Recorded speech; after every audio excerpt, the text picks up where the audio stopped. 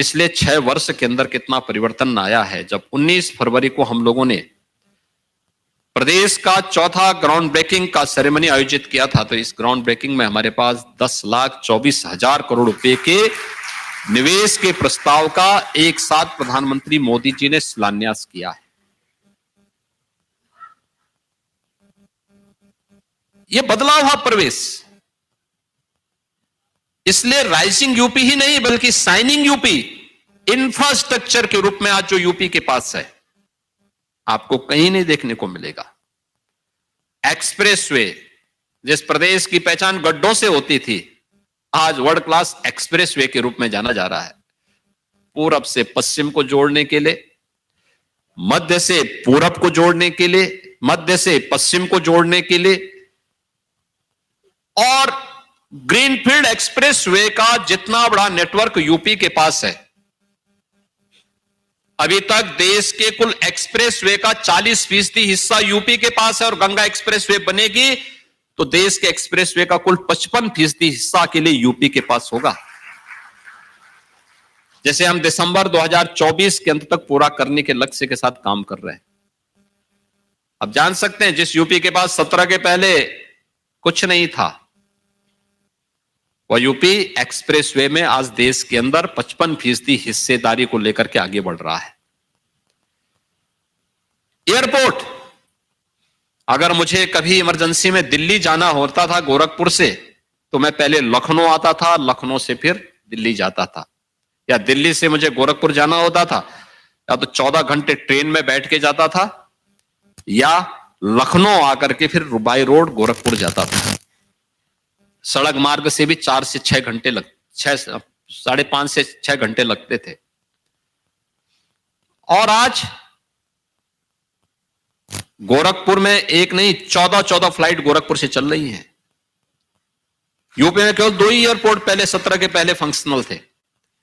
आज हमारे 9 एयरपोर्ट पूरी तरह क्रियाशील हैं, और अभी इसी मार्च महीने के प्रथम सप्ताह में हमारा प्रयास है कि 10 नए एयरपोर्ट का हम लोकार्पण प्रधानमंत्री जी के कर कमलों से कराने जा रहे हैं।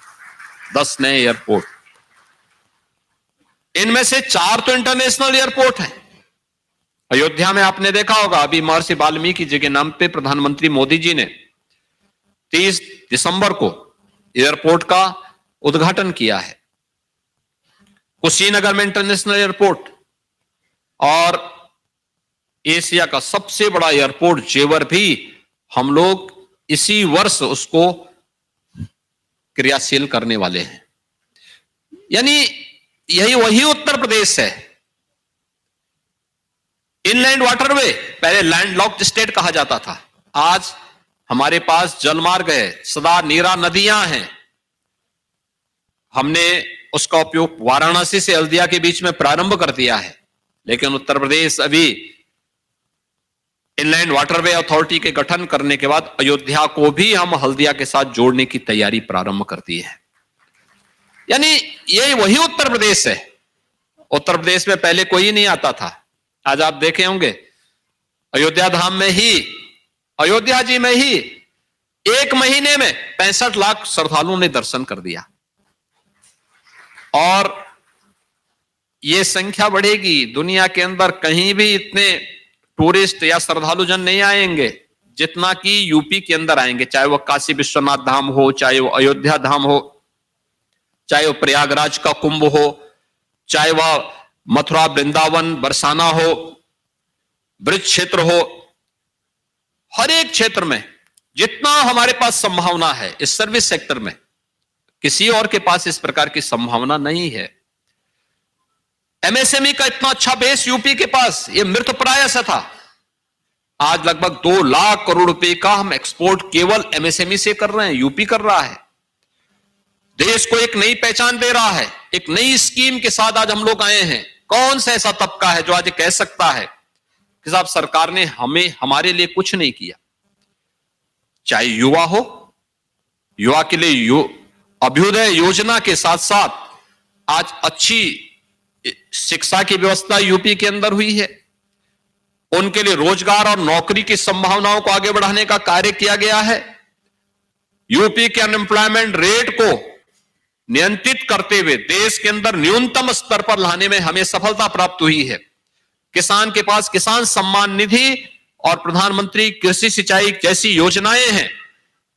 एमएसपी का लागत का 1.5 गुना दाम किसान को प्राप्त हो रहा है। महिलाओं की सशक्तिकरण के लिए मुख्यमंत्री कन्या सुमंगला योजना, मातृवंदना योजना जैसी योजनाएं हैं। तो उद्यमियों के लिए भी शासन की अलग अलग प्रकार की योजनाएं, समाज के हर एक तबके के लिए, वृद्धजन हो, दिव्यांगजन हो या फिर निराश्रित महिलाएं हो, इन सब के लिए सरकार की योजनाएं जिस तरीके से मिशन मोड पर आगे बढ़ाने का कार्य हुआ है, ये दिखता है सरकार ने, ये जरूर है, तुष्टीकरण किसी का नहीं किया और इस सरकार का कार्य होना भी नहीं चाहिए। सरकार किसी की तुष्टि ना करे, लेकिन सर्व समाज की संतुष्टि जरूर करे। अगर आप ये वीडियो YouTube पर देख रहे हैं तो हमारे चैनल को सब्सक्राइब करें और बेल आइकन को दबाना ना भूलें। अगर आप Facebook पर ये वीडियो देख रहे हैं तो हमारे पेज को लाइक करें।